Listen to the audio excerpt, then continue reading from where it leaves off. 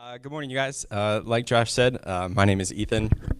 It's probably a little weird. My wife and I popped up here back in March. All of us, was it March, April? I don't know why I'm looking at it. It was April. And we popped up here, and as soon as people in a Vineyard Church figure out you can play an instrument,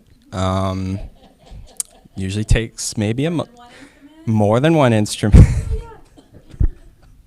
I don't have anything to go with that. And I can sing. I keep talking about how it's probably strange and I was talking about it earlier, that how it's really strange because for all of you guys, you would probably much rather come up here and talk than sing, right? Or gonna break the other worst player doesn't feel that way. But for me, I'm like, let me just, great is thy faithfulness unto, okay. All right, so how this ended up happening, so like Josh said, I am a seminary student. I'm in the middle of my next to last semester. And I am in the middle of doing a lot of work right now. There's actually another sermon I need to write for Tuesday that does not look very good. I think in the long, line of eternity, I'll be fine. But in the moment, we're not looking good. And, but sometime last week, I got it on my heart that there was this really specific message about faithfulness that I was supposed to give. And in the back of my mind, I knew it was a fruit of the Spirit. But I didn't want to admit that to myself. And I also knew we didn't have a speaker for that day because, so I've talked about this before, once or twice. So you know how you guys will probably go to like Twitter and Facebook and stuff when you like get bored and need to scroll? I do that with Planning Center. It's really strange, right? Like you guys saw Becca playing piano earlier. She does a great job. She will be back here December 4th. If you guys,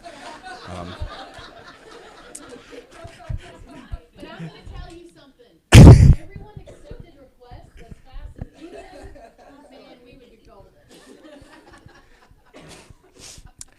She's saying that. I actually still like temper myself. I'm like, I'm gonna wait 10 minutes so they don't think I'm, so they don't think I was just watching it. You guys probably don't even know what it looks like when the request comes up when you're in the app. You probably don't even know, but I know what it looks like. I'm sorry, this is a set of jokes for 5 people who use Planning Center. I had another joke about who's doing coffee, but I won't do that one.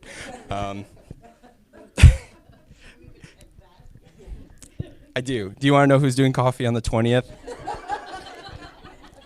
We don't know. No one's put it in yet.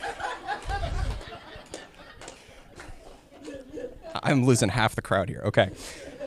So all that suffice to say, this is a really inconvenient message, but I think for those of you who've come up here and spoke, when God puts a really clear message on your heart, it's like, oh, well, for me, it's like, crap, I have so much to do. Please don't make me do this. But, and again, then I texted Josh like, hey, is there anyone speaking on faithfulness? Even though I know, I've already checked. That would have been bad, and that was the thing, right? I reached out to Josh, and I'm like, it's fine if I don't have to do it. It's totally fine. It would be super inconvenient, but that's not what happened. So I'm going to start today. I'm going to read through the passage from Galatians. I don't have it up there because I think we know it by now. But just in case we don't, this is Galatians 5:22. It says, but the fruit of the Spirit is love, peace, joy. I said that wrong. Maybe we don't know it. Forbearance, kindness, goodness, faithfulness, gentleness, and self-control. And then I always like to throw in verse 25 here. Since we live by the Spirit, let us keep in step with the Spirit. So today's faithfulness, which is where we start, I think Josh mentioned last week, this is where we start zoning out on the fruits of the Spirit. Like we kind of understand these first ones. I know what love is. I know how to do joy and peace. And goodness is kind of that line where it's like, well, what does that actually mean to be good? And faithfulness is the one where it's kind of like, I just have to believe in God. Check, we're good. Let's go to the next one. Gentleness. Ooh, I don't do that. Sorry, whoever's next week. Just kidding, we don't know yet. They're not in. I have given away too many of my secrets about Planning Center. Like, I can't keep talking about Planning Center. I'll talk to Luke, and like when he and I will talk about worship stuff, and I'll pretend like I don't know every week he's scheduled. Even. Sorry. Okay. So let's look on the screen. The picture on the right, your guys is right. That is a coloring I drew in kids' church of the fruits of the Spirit. Anybody want to take a guess at how old I was? I think it was 23. I think it was 23. I am not good at coloring. I don't like coloring. If arts and crafts is what we're doing in heaven, I don't know, guys. I don't know. But that's pretty good, right? I mean, not for a 23-year-old. That's like baseline. Which one? I think it's a coconut.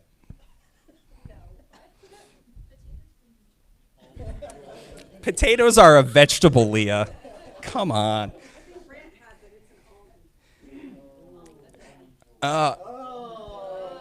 And I chose to color it brown, right? Like, I chose that. I could have picked a different color. All right, we're getting off track. Okay. So we see all the different fruits of the Spirit, right? But one of the things I always like to bring up if I ever do talk about the fruits of the Spirit is that when you actually read it, it's fruit singular of the Spirit, right? It's not a bunch of fruits. I think we like to think that we're like trees or like a bunch of grapes. But in reality, I think we're supposed to look more like that fruit on the left, which is just all the different fruits put together into one Frankenstein's fruit. So just in case, you're thinking about that, you're not just a tree, you're a fruit. We are supposed to exhibit all of these different fruits. They don't all come in at different times. We are built up of all of these things put together. I also have written down here that fruit on the left is what they make fruit punch out of. Ooh, that one didn't do so well. All right, okay. It looks like a lemon. It looks like a lemon. At least it's not a coconut. I don't know what you want from me. Okay. So with that in mind, faithfulness is kind of a weird word, right? It doesn't just mean that we believe in God. There is more to it. So let me roadmap us here. So I'm going to do a quick little word study here because that's what they teach us to do in seminary. And then we're going to go through a passage in Mark 5 that kind of exemplifies what it means to have fruit of the Spirit style faithfulness. And then I'm going to do something called 4 on faithfulness, which I will cover when we get there. So these two words for faithfulness that we see up there, we have emet and pistis. Emet is the Hebrew. Pistis is the Greek from the New Testament. Pistis is the one that we're talking about today. That's faithfulness in the context of the fruit of the Spirit. Emet is faithfulness from the Old Testament. So, and kind of those lines down at the bottom that you see, God is faithful versus we have faith in God, that's how we kind of have to differentiate the different styles of faithfulness, right? So, emet is the faithfulness that God has for us, right? It's stability, it's reliability and integrity. It's him wanting to be our God, the God of Israel for our people. And because he's had to be, right? I mean, I don't know about you, but if I was God, I would have been out when Abraham tried to sell off his wife as his sister. I would have said, that was for 2 people, that joke. The 2 people who read Genesis recently. And so God has to be faithful. God is faithful to his chosen people, which is us, even especially when we don't deserve it. And that's what his faithfulness is for us. But that's not one of our fruits. The fruit that we are trying to cultivate here is pistis, which is the definition of it from Strong's Concordance is the conviction that God exists and is the creator and ruler of all things, the provider and bestower of eternal salvation through Christ. It's fancy, right? There's another definition too. A strong and welcome conviction or belief that Jesus is the Messiah through whom we obtain eternal salvation in the kingdom of God. It's a lot fancier than just believing in God. But is it that much fancier than that? And that's what we're going to talk about. So I'm going to read Mark 5. This is going to be verses 21 through 34 for us here. And I think this story particularly exemplifies what we're looking for in the faithfulness fruit that we are producing. So starting here on verse 21, this is the NIV. When Jesus had again crossed over by boat to the other side of the lake, a large crowd gathered around him while he was by the lake. Then one of the synagogue leaders, named Jairus, came, and when he saw Jesus, he fell at his feet. He pleaded earnestly with him, "My little daughter is dying. Please come and put your hands on her so that she will be healed and live." So Jesus went with him. A large crowd followed and pressed around him, and a woman was there who had been subject to bleeding for 12 years. She had suffered a great deal under the care of many doctors and had spent all she had, yet instead of getting better, she grew worse. When she heard about Jesus, she came up behind him in the crowd and touched his cloak, because she thought, if I just touch his clothes, I will be healed. Immediately, her bleeding stopped, and she felt in her body that she was freed from her suffering. At once, Jesus realized that power had gone out from him. He turned around in the crowd and asked, "Who touched my clothes?" "You see the people crowding against you," his disciples answered, "and yet you can ask, 'Who touched me?'" But Jesus kept looking around to see who had done it.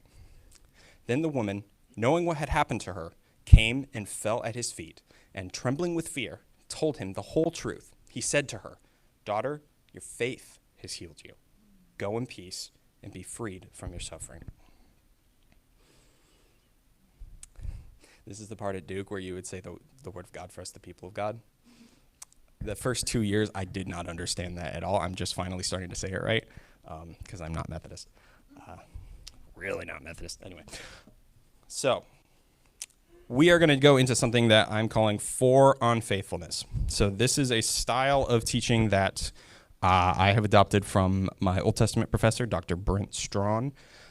He liked to do this when we were going through big or small ideas, right? It would be 4 on Mosaic law, or it would be, like 4 on a really specific character, like 4 on Bezalel the craftsman from Exodus 31, right? Like it has a lot of different, Bezalel is what the other sermon is about that I'm supposed to give Tuesday. Anyway,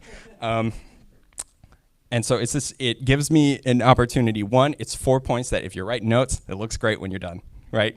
And it looked great in my notes that I took for class from my office at home during COVID. But then there's little deeper things that we can go into. But ultimately, we got 4 points that we can go after. And they're not necessarily, this is what this is this. It's just 4. It's just an organizing tool. Don't think too hard about it. Okay, so for unfaithfulness, here's the first one. Through this passage, we can see that faith opens the door to the power of God, but it's not free.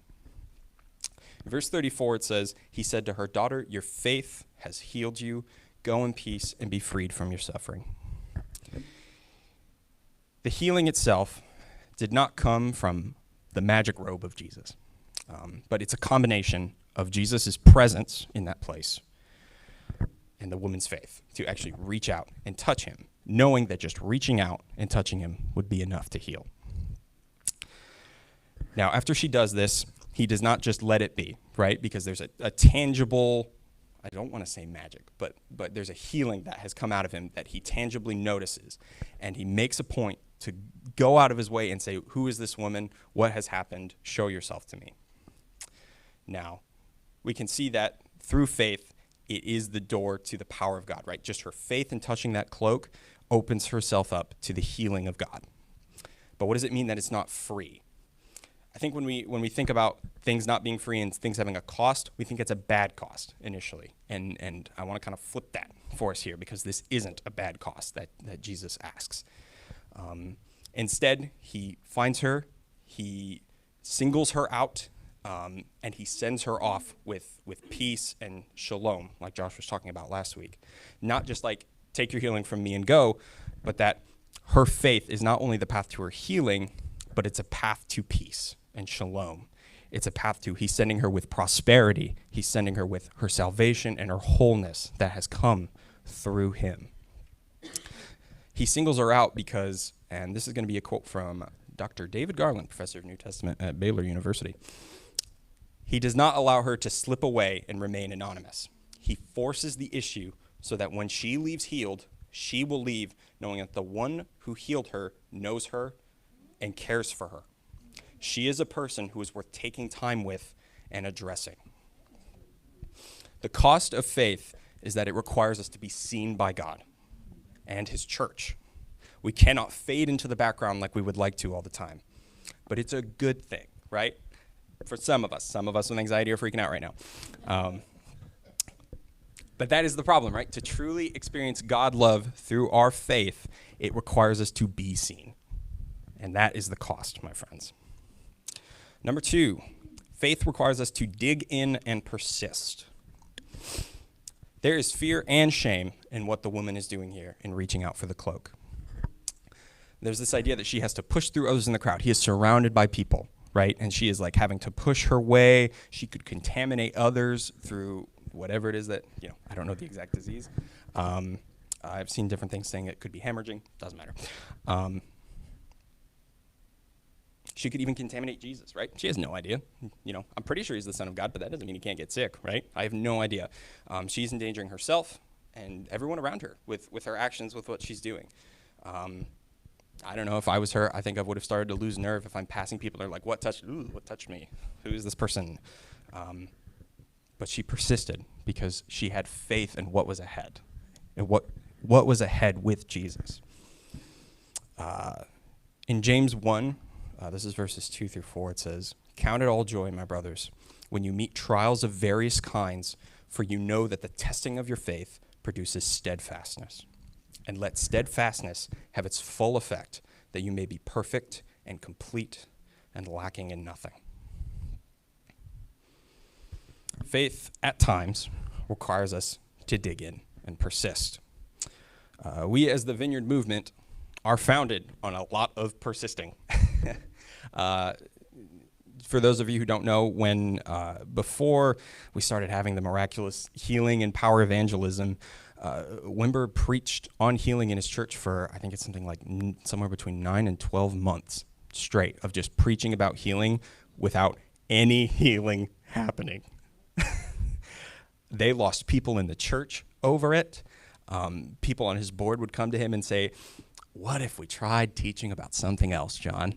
Maybe something that could actually happen." And even John himself got to the end of his wits about it. But he was faithful because he never felt that the Lord was telling him to do something else. The Lord was telling him, persist, and the fruit will come. And look at us now. All these people who are coming together who won't call themselves a denomination, but we still heal people.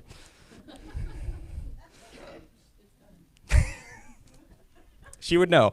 And so there's a persistence in digging in. Now, I think for many of us, we will not experience the level of persistence that this woman required in this moment.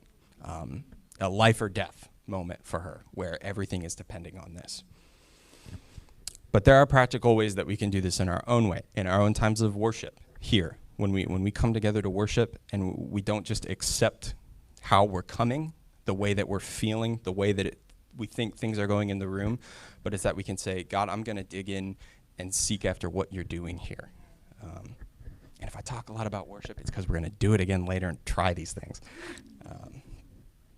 So that is it. Faith requires us to dig in and persist, and it opens the door to the power of God with the cost of God seeing and knowing who we are. Number 3, faith is at its strongest at times in desperation. If you've even just read a little bit of the Bible, there's a lot of desperate people in it. This woman is just one example. Even Jesus at times is desperate. In the Garden of Gethsemane, when Jesus is, some of the lines are he's literally crying blood. Regardless, he's experiencing something so intense that there's blood coming off him because he doesn't want to die, which is very human. Jesus, wherever you are, I want to acknowledge that. That's normal. I don't think he's up. Anyway. And so, desperation, right? That's where this woman is at. What she's experiencing is not, I'm making sure there's no kids, it's not just menstruating, right? It's a condition that makes her like a leper in her society. It alienates and it isolates her. What she is experiencing is not just physical. There's social elements to it, keeping her away. There's psychological, that there's nothing she can do. She's lost all of her money trying to fix this issue. This woman is truly in a place of desperation. But what this teaches us is that faith can come in those moments of desperation, because those are the moments when we've run out of things to turn to, God is the only thing that we have left to turn to. And there is historical precedent, not even just in Scripture, that God moves strongest in desperation. The first example I'm going to give is a really bad one, and maybe not true.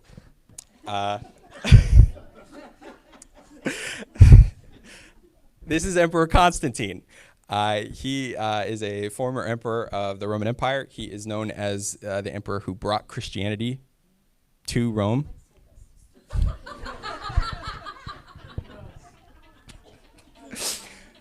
I'm bummed that YouTube isn't going to hear that, Tabby. I'm bummed that they're only going to hear that I laughed at that.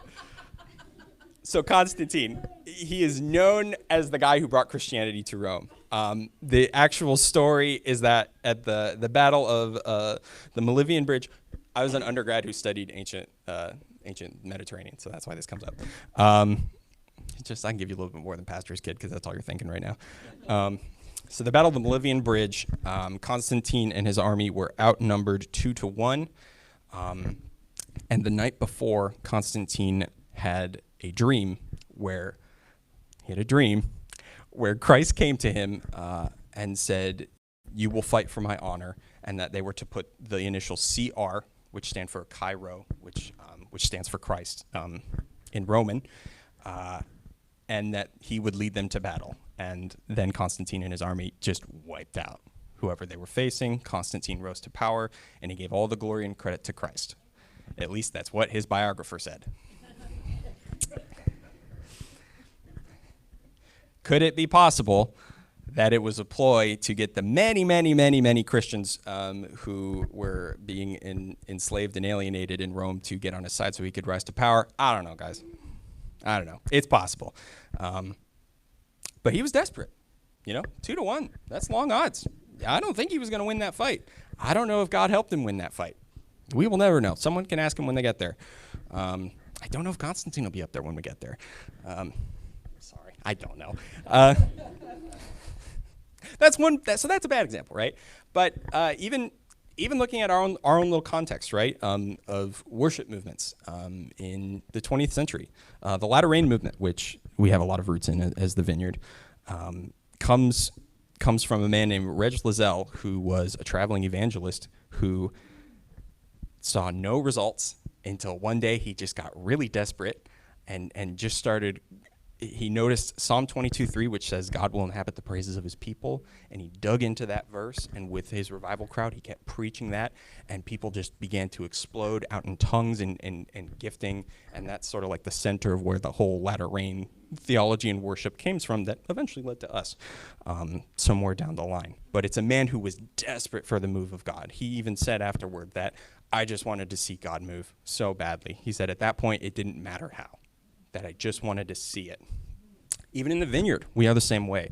The very first time they really tangibly experienced the power of God in their midst was just a small group, kinship group. Not at the time, I think it was just called a small group still, where it was Carl Tuttle leading on guitar. John Wimber wasn't there. His wife Carol was there, but it was a group of people who have just said, we were just so desperate for God.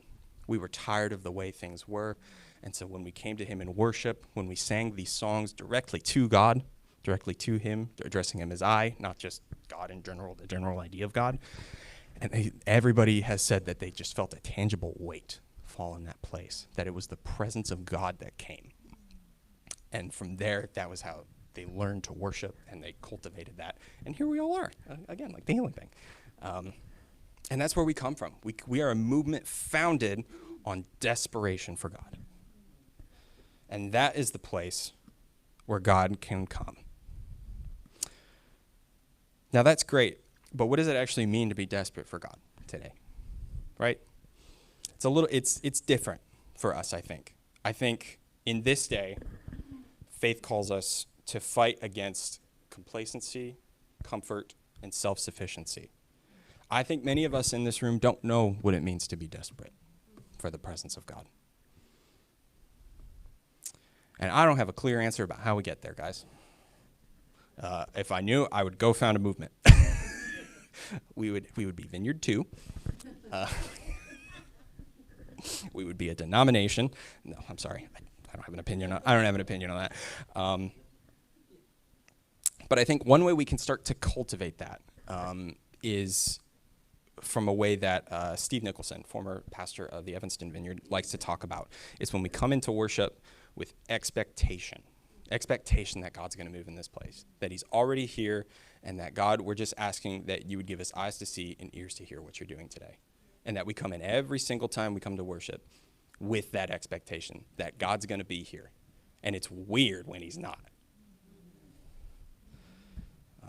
Can we honestly say that we're there? I figured some people would say no, which they did. So I don't think I'm there, frankly. It's hard because it's not our normal. There's complacency, right? There's a self-sufficiency, and there's a comfort that we're all starting to experience. Which leads us to the last of the four, which is that faith is action and inaction.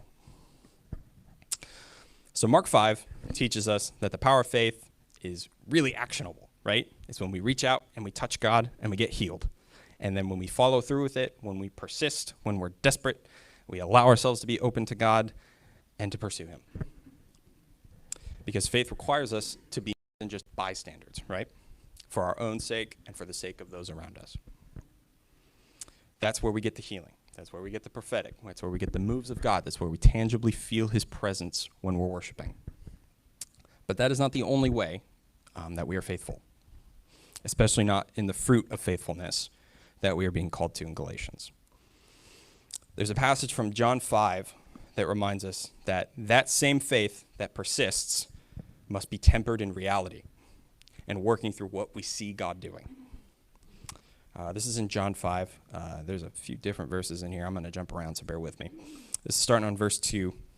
Now there is in Jerusalem near the sheep gate a pool, which in Aramaic is called Bethesda, which is surrounded by 5 covered colonnades. Why did I include that verse in there? That didn't add anything. Anyway. A number of disabled people used to lie, the blind, the lame, the paralyzed. One who was there had been an invalid for 38 years. When Jesus saw him lying there and learned that he had been in this condition for a long time, he asked him, "Do you want to get well?" "Sir," the invalid replied, "I have no one to help me into the pool when the water is stirred. While I am trying to get in, someone else goes down ahead of me." Then Jesus said to him, "Get up, pick up your mat and walk." At once, the man was cured. He picked up his mat and walked. Skipping ahead really quickly there to verse 19, it then says, this is after the Pharisees have attacked Jesus saying, "It's Sabbath, you can't do that. Why on earth are you just," if we think about it, there's a great number of disabled people. Why did you just heal one, Jesus? And in response to that, Jesus answered, "Very truly I tell you, the Son can do nothing by himself. He can only do what he sees his Father doing." This is another one of those things. I do not have the answer to why Jesus only healed one of those people. I think part of it might be that Jesus was beholden to the exact same constraints that we are beholden to today, which is that we can only do what we see our Father doing in the room. We cannot manipulate the space. We cannot use hype and fancy instruments, and me coming up here and going around and yelling at you guys to try to get the presence of God to come. You're so welcome, you guys.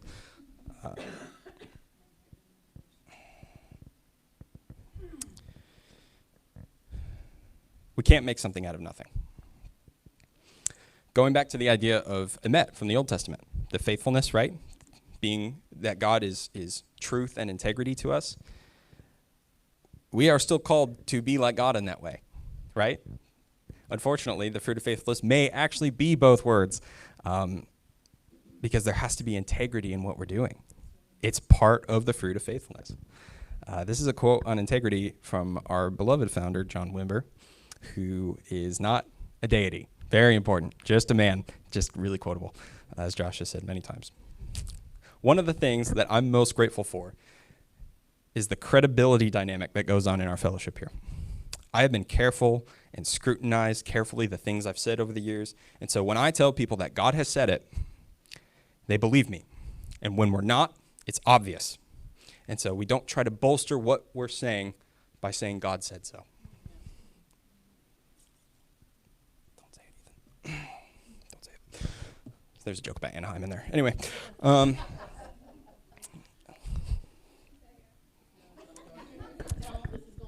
Yep. We'll cut that out.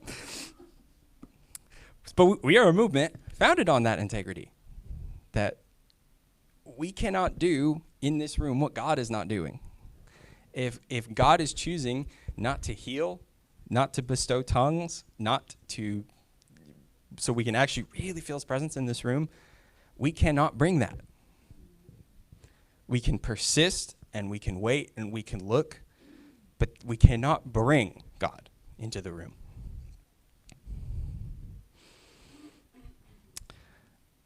And that's what I think faithfulness might be.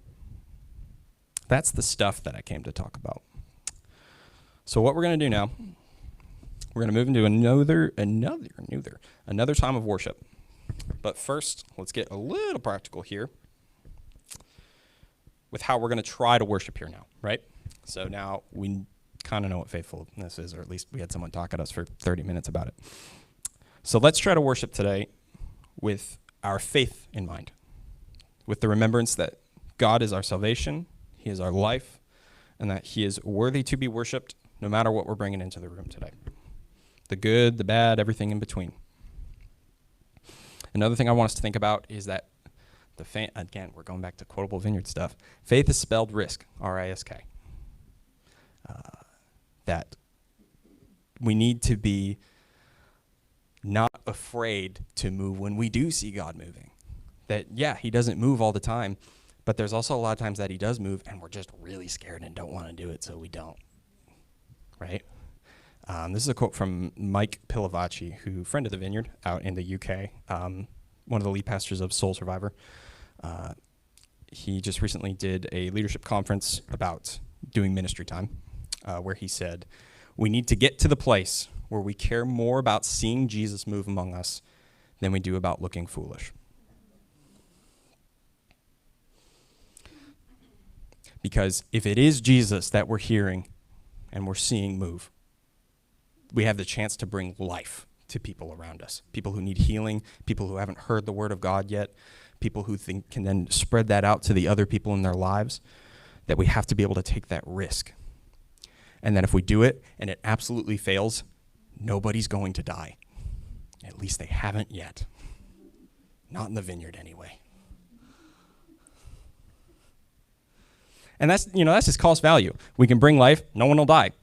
Do that, right? I wish it was that easy. But I think another really important thing is that fear that you feel when, God's on the back of your neck, or, however the Lord speaks to you, there is no one cookie cutter way that he does that. He speaks to all of us the way that I think we can be spoken to, because we're all really different and get spoken to in different ways. The way that Leah hears the Lord is probably different from the way I hear the Lord. And that's good, because we have a God that knows each of us and knows how to speak to us. This isn't in there. I'm just going, guys. But that we have to remember that there will always be a fear that comes with that. There will be a nervousness to try to heal for someone, to try to give someone a word. If we have a word that we think other people in this room need, there will always be a fear that comes with that. The people who did it their entire lives, John Wimber, Mike Pilavachi, they still think it every time they do it. When they go up on stage, I think a guy named Brent needs healing for his kidney. He says that, and then immediately, he said this at this conference not too long ago, he immediately in his head is like, Mike, you idiot. No one needs prayer for that. You just made that up. They're going to think you're stupid. What else can you say that can get you out of this? He thinks that. That man has saved thousands of people through his healing ministry and hearing things in ministry time. He is known as the ministry man, right? Those people are still afraid to do it. We should all still be afraid when we hear the word of the Lord. But it can't stop us. And that's the thing. And then another thing that we have to get comfortable with is if nothing happens. We have to get comfortable not just with nothing, but with stillness and silence that come with nothing.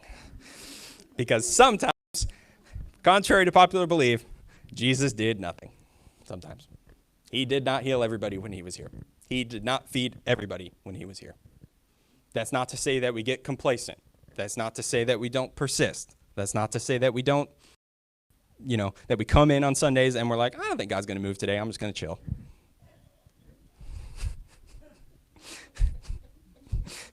Tabby, that's the word of the Lord compelling you over there.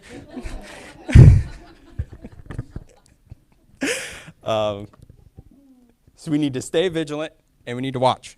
We need to continue to watch. While still having the understanding that if he doesn't show up, it's okay. Nobody's going to die if he doesn't come. One final thing, and the worship team can start to come up. I don't know where the kids' movie is at. She'll go get him in a minute. I tried to sneak back there right before worship started because I was like, I could just watch. I could just watch a movie today. Popcorn smells really good. That could be fun. One final thing, and I think if we don't do anything else today, I think this is the most important thing, is that this has to be, this environment right here, this church space, it has to be safe. No one's going to share if it's not safe in here. No one is going to try to look foolish if they know we're all going to judge them for it. So let me just, and I'm not a pastor. I don't have authority. I don't know. But this is a place where you can be foolish. This is the training ground for the stuff. This is where we learn to do it. I don't know where else you're going to learn to do it. If not here, you can try it at home, but I don't think, can we heal dogs? It doesn't matter. I don't know why I asked them like they knew. All right, we're getting metaphysical. We're off track. Safe environment here, though, to play, to do the stuff. To play sounds kind of wrong, but it is a little bit, right? And so for all of us here who maybe haven't experienced what it really means for that gifting, right? I have no idea what it means for God to give me a prophetic word or to speak in tongues. As we start to dig in and seek after that stuff, let's start with, I'm going to learn to not judge other people when they have that stuff. That this is a place where I want to see that stuff happen. Because in the Vineyard, we believe that those things are caught, not taught. And we can't catch them if we're too busy judging them. So if you're here in this room and you have felt afraid to give words, to heal people, to seek after what you think the Lord is doing in this room, let me just encourage you today. This is the space to practice and learn. And if you look foolish, no one's going to die. And no one is going to judge you for it. Because we all just want to see the Lord move in this place. Josh, do you want to come up and say something while I go get on the drums? And Moose? Come chat. Come warm him up for me. I'm not sure what I could say after that. I don't think I had the right to say no. So we do want to practice this stuff. I want to just emphasize for just a second that the difference between a prayer time and a ministry time, all right, they're not the same thing. Often I think we have an altar call. Often we think I need to just call and talk to God. That's not what we mean when we talk about ministry time in the Vineyard. It's this stuff. Because I say this frequently, but I'm not here because I don't have better things to do. I'm not here because I'm just bored and think Sunday mornings seem like a good time to try to spend some time away from the house. It means everything. It means everything. God, your kingdom, you alone have the words of life. Where else could we go? If you don't speak it, if you don't do it, then what else are we going to do? We don't want to just waste time. So I think whenever we think about those things that attracted us to this faith, those things that attracted us to Jesus, those things that jump off the page when we read the gospel and we say, can that be true? Is that literally what happened? Well, let's find out. That's the invitation. I love how he said, we don't have the answers for everything, but let's find out. And let's find out together. And let's find out this morning. Let's worship. Let's sit. Let's press in. Let's ask those questions. Let's be more believing than disbelieving. Amen.